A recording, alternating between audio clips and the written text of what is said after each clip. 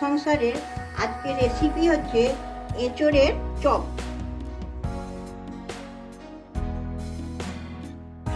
সেদ্ধ করে নিয়েছি, একটা আলু আছে গোটা। এবার এঁচোড়টাকে আমি ভালো করে চটকে নেব।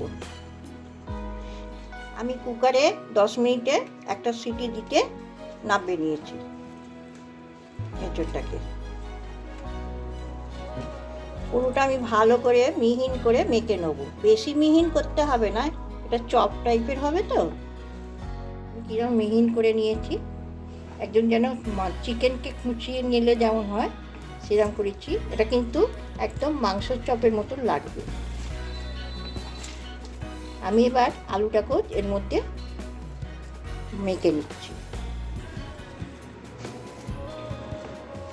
আমি অল্প নুন দিয়ে সেদ্ধ করে নিয়েছিল, আবার আমি 1 চামচি নুন দিয়ে দিচ্ছি। হলুদ গুঁড়ো দিয়ে দিলাম 1 চামচি, লঙ্কা গুঁড়ো দিয়ে দিলাম 1 চামচি, 1.5 চামচি, আদা বাটা দিয়ে দিলাম 1 চামচি, 1.5 চামচি। আমি চিনি দিচ্ছি না, এঁচোড় তো ওই জন্যে গুড় দিয়ে দিলাম, 1 চামচ গুড় দিলাম, মিষ্টি মিষ্টি খেতে লাগবে। ধনে গুঁড়ো দিয়ে দিলাম 1 চামচি, জিরে গুঁড়ো দিয়ে দিলাম 1 চামচি, গরম মশলা গুঁড়ো দিয়ে দিলাম 1 চামচি, আমচুর পাউডার দিয়ে দিলাম। এটা আমার ঘরের তৈরি কাঁচা আমের আমচুর করে রেখেছিলাম, চামচি দিয়ে দিলাম। এবার ভালো করে মেখে নেব।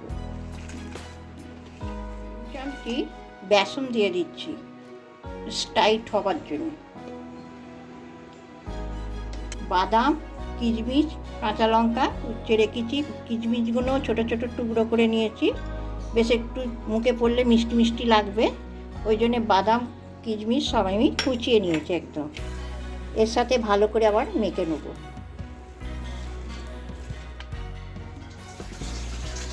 কর্নফ্লাওয়ার নিয়ে নিচ্ছি, ব্যাটারটা গুলো বলে 1 চামচি, 2 চামচি, 3 চামচি। ময়দাও নিয়ে নিচ্ছি 1 চামচ, 2 চামচ, 3 চামচ, 4 চামচ। নুন একদম 4 ভাগের 1 ভাগ। বিন নুন নিয়ে নিচ্ছি 4 ভাগের 1 ভাগ।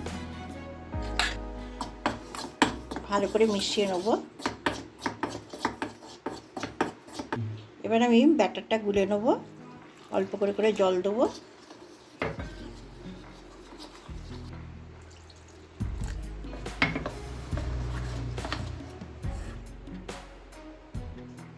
ঘরেতে ব্রেড ক্রাম্বটা করে রেখেছি, 1/2 চামচি নুন দিয়ে দিলাম, নিয়ে ভালো করে মিশিয়ে নিলাম। এটা আমার ঘরের তৈরি। এবার আমি চপগুলোকে করে নেব। আগে গোল পাকিয়ে নিলাম ভালো করে।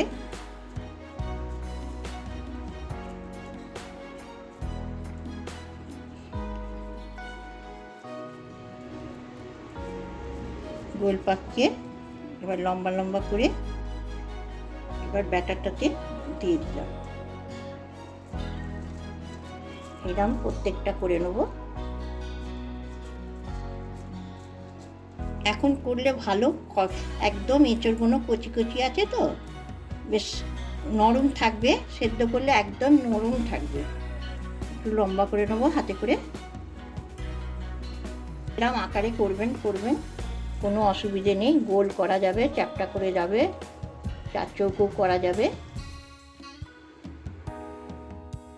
তেলটা হয়ে গেছে, হালকা গরম, একদম হালকা গরম থাকবে। এবার আমি তুলে ব্রেড ক্রাম্বে ভালো করে কোট করে নেব।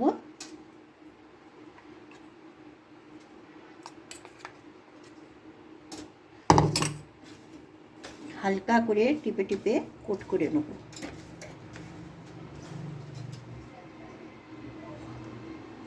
এবার আমি একটা একটা করে আস্তে আস্তে ছেড়ে দেবো।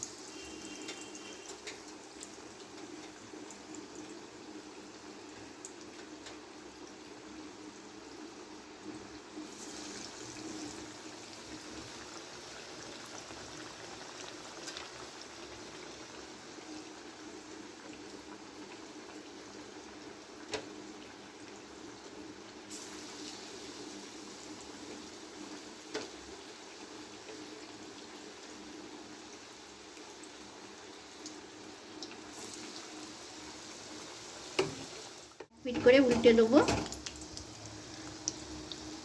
একদম গ্যাসটা কম দিয়ে ভাজবো, তাহলে ভেতরটা কাঁচা থাকবে, ভালো লাগবে না।